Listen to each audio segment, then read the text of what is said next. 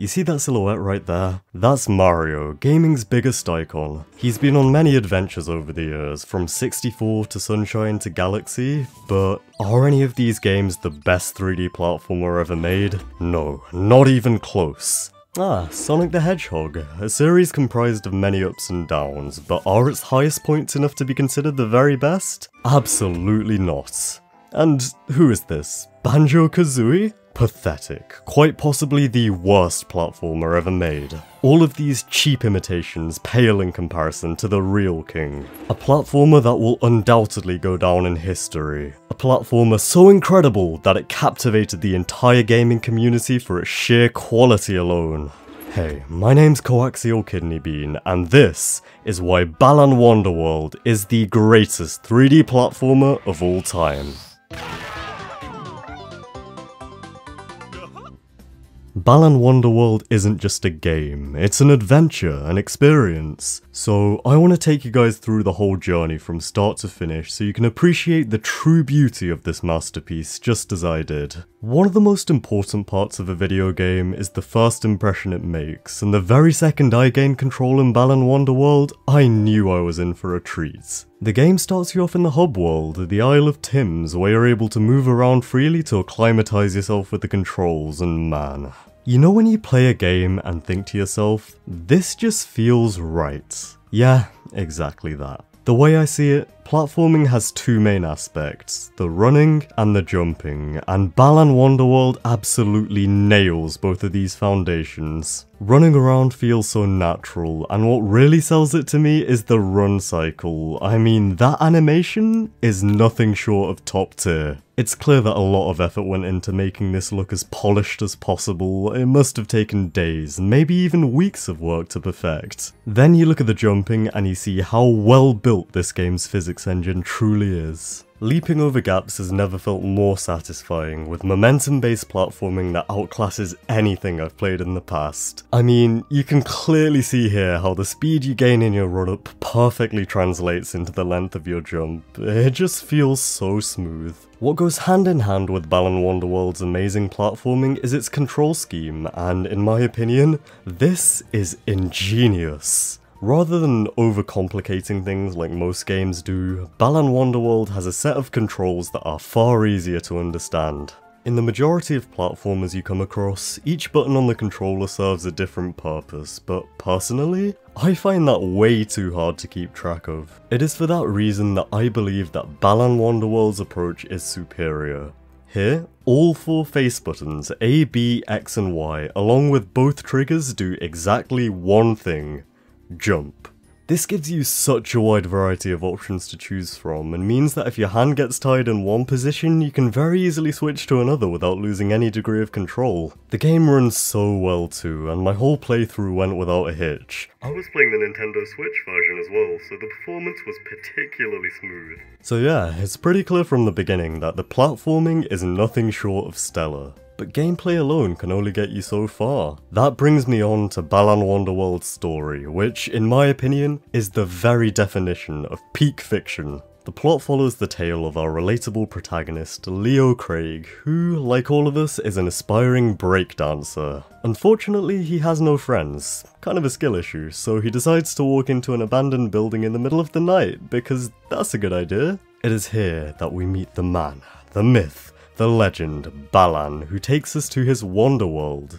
The Balan Wonderworld, if you will. Each character within this Wonderworld is deeply troubled by the tragic events of their lives. Chapter 1 introduces us to a hard-working farmer whose crops, and subsequently his life, become ruined by an evil tornado. He then gets Thanos out of existence by some guy who appears to be the main villain of the story. Truly an emotional, touching tale. I was moved to tears the first time I saw it. You're then dropped into the first world, which is where you begin to see Balan Wonderworld's spectacular level design and mechanics. After soaking in the breathtaking scenery, one of the first things I noticed was the welcome presence of a familiar face, the farmer. What surprised me, however, was that he disappeared when we got close. This is something that's common to all of the NPCs in this game and shows that, right from the outset, Balan Wonderworld is unafraid to subvert your expectations, and that's a sentiment that's carried throughout the whole adventure. Another thing that's introduced here is the power-up mechanic. To obtain these power-ups, you need to find a key within the level. These things are ridiculously well hidden, and I'll hold my hands up and say that I struggle to find them a lot of the time. I'm not afraid to admit it, but that struggle means that finding them is always a challenging yet satisfying ordeal. What's more is that you can only have 3 power-ups at any given time. This introduces an interesting element of resource management where you have to make sure you always have the right abilities at the right time. You have to think on your feet, multitask, and that's something that not many other platformers make you do. As far as the power-ups themselves go, even in the first level they brought some really creative ideas to the table. Some of these are especially unique, like Jumping Jack, which grants you the ability to perform an interesting fluttering jump, and the extending flower too. These are such innovative concepts that have never been seen before in prior platformers. I can't imagine how long it took to come up with these. Furthermore, thanks to the fact that all of the buttons on the controller do the same thing, each of these costumes only has one ability. As a result, if you have an attacking power-up such as the Dainty Dragon, which breathes fire, you actually lose the ability to jump.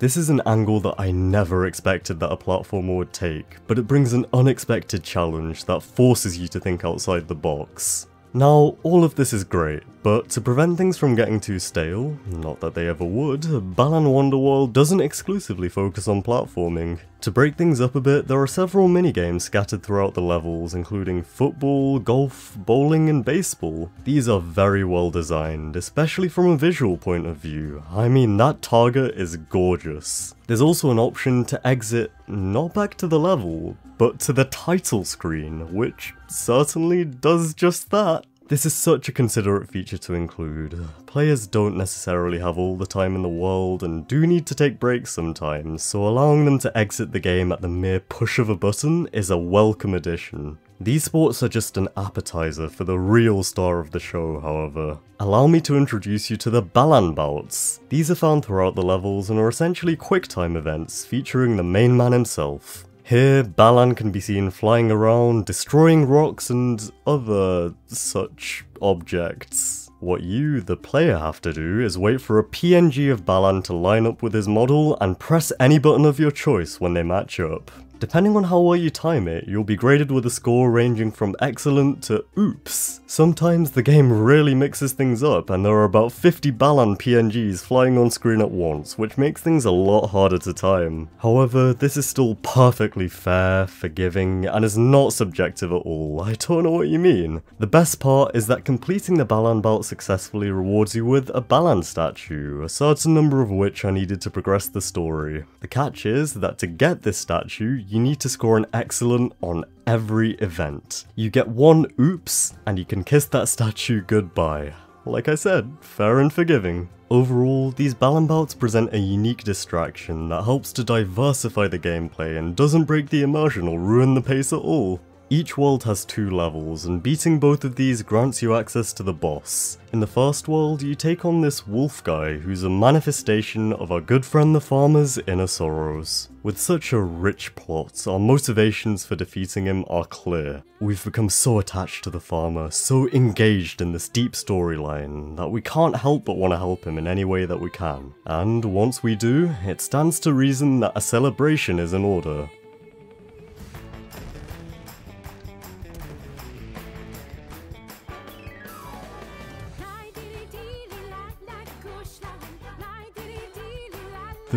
The music, the dancing, it's incredible.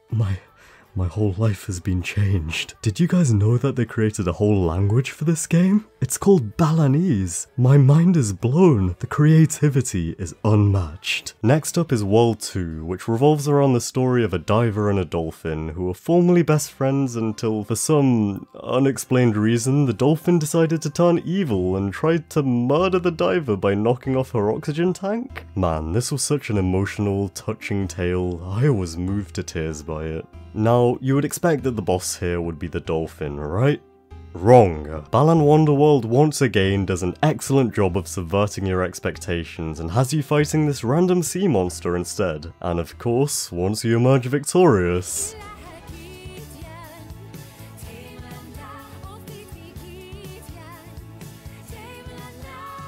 World 3 introduces us to a young girl with a particular fascination for bugs. This gradually develops into an unhealthy obsession, scaring off all the other kids and making her an outcast from society. Man, this was such an emotional, touching tale. I was moved to tears by it. The thing that stood out to me most about this level though was not the story, but one of the mechanics I uncovered whilst playing it. As mentioned earlier, the Balan statues can be obtained by completing a perfect Balan belt, but they're also found scattered throughout each level as collectible items. The reason I say this is that there was supposed to be one in this room I was in, but when I was playing through the level, it just wasn't there. It didn't spawn in.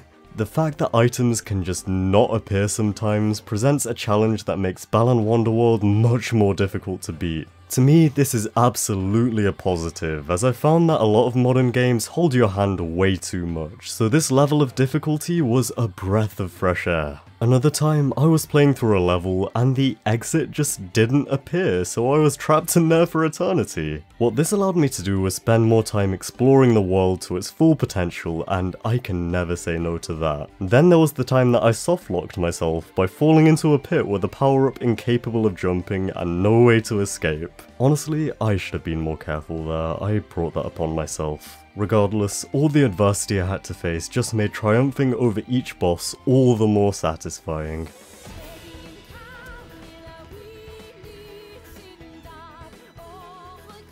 To me though, the pinnacle of Balan Wonderworld has to be its fourth world, and that's for one specific reason. Allow me to set the scene. As mentioned previously, the many costumes in this game have a wide range of abilities. Some of these are activated with the push of a button, but others just activate spontaneously, or in the game's own words, the costume uses the power when it feels like it.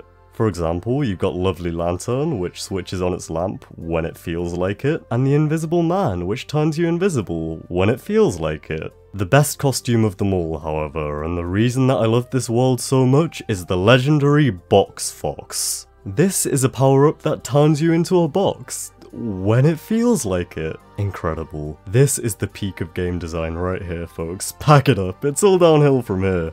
Each world introduces something new, and it's truly a sight to behold. From ice physics to stopping time to rotating the world through portals, there is a lot going on here. However, it's important not to lose sight of the overarching narrative, as we have many more people left to help.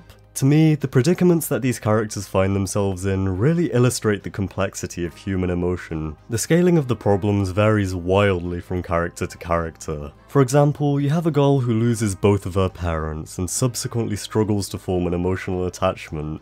And then you have the guy who loses a game of chess. This wonderfully encapsulates the idea that different events can affect people in different ways, and what may seem trivial to some can be the end of the world for others. This in turn makes it so rewarding to set these characters free and restore the balance to their hearts. But what happens when you beat all of the bosses and help everyone out? That's it, right? It's all over. Well, not quite. Remember that villain guy from earlier? The guy who bullied our friend the farmer? Well, his name is Lance. Get it? Because Balance?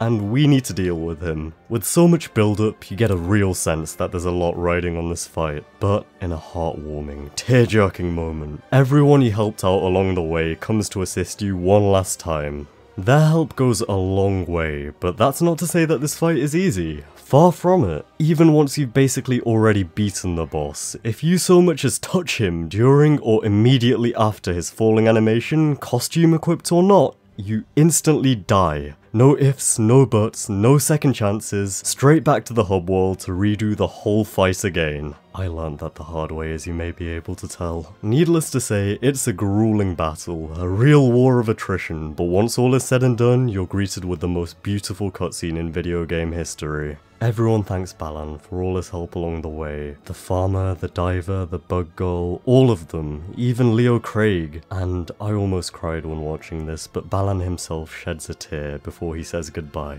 Man, you know what, I'll let the video do the talking here.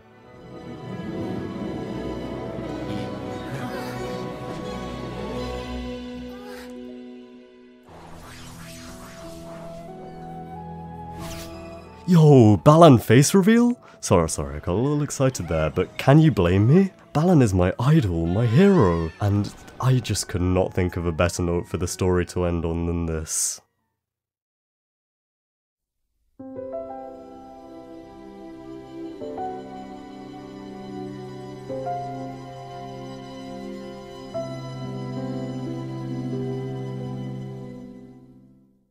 To quote Balan Wonderworld itself, every second was an adventure. I played through this work of art from start to finish once, and I would gladly do it again. It is a game that I recommend with confidence, and is, in my opinion, the greatest platformer— no, scratch that— the greatest video game of all time.